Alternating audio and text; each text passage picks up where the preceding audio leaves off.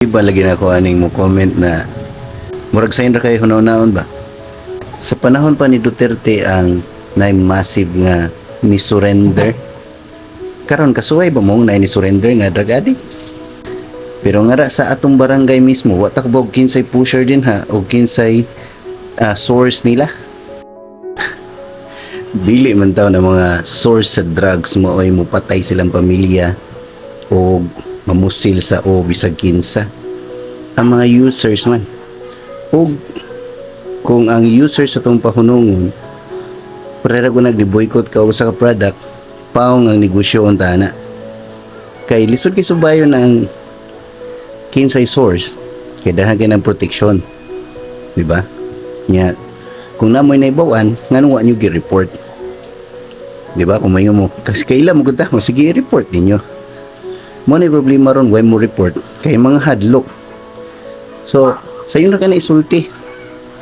Pero kung sayon ra nabuhaton nganong wala ang presidente nga nisuway og solve ba na before sa administration ni Duterte. After Duterte napay nagbuhat na karon. Mga pulis kani karon kay moingon na nga dili adi ka musuyop. Ang drugs sa mga tao dito, just remember, no? At bakit may mga tao gumagamit ng drugs?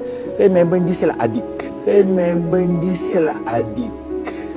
Kasi gusto lang maging addict. Remember, ang gumagamit ng drugs sa mga tao natin. Remember, ang gumagamit ng drugs sa mga tao natin, especially mga ayoko na, yung mga nagpapadagdag ng oras. Kasi pagka gumamit ka ng drugs,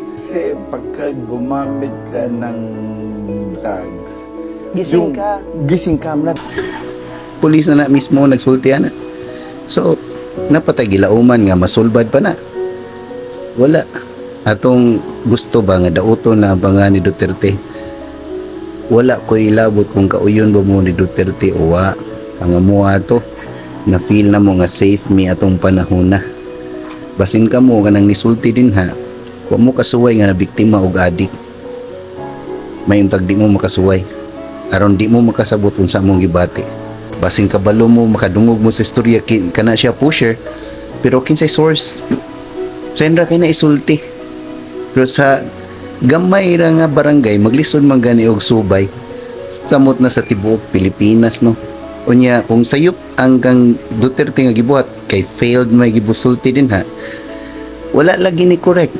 Human sa term ni Duterte wala lagi politiko nga nisuway og ingani ononta. Nya natoy show nga murag tinuod pero tong nadakpan nga pag checkpoint ni agi ang sakyanan lima gana ingana kabugo ang driver ba moagi gi sa checkpoint nga nagda siya og shabu. Nya naindakpan na to nga dakong tao. Sayon ra kay isulti. Kay dako ra kay ang Pilipinas nga limpyuhan sa usa ra ka tawo. I-blame gud nato tanan ni Duterte, no? Pero kita gani sa tong kagalingong balay usay di ta kapanghugas.